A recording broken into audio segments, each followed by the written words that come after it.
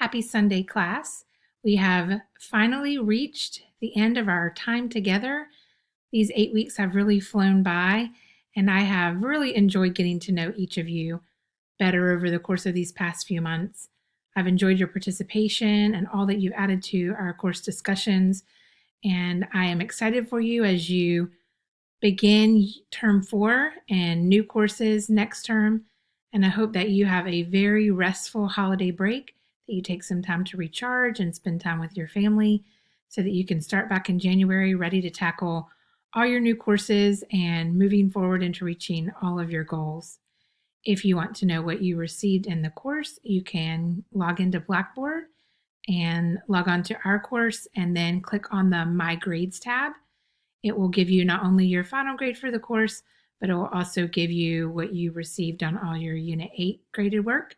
If you have any questions or concerns, or you feel that something is an error, please reach out to me and you can clarify any questions that you might have.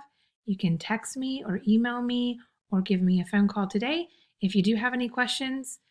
And again, I've enjoyed working with each of you. It's been a true pleasure getting to be a part of your educational journey, and I look forward to a holiday break with my family, and I hope you do as well.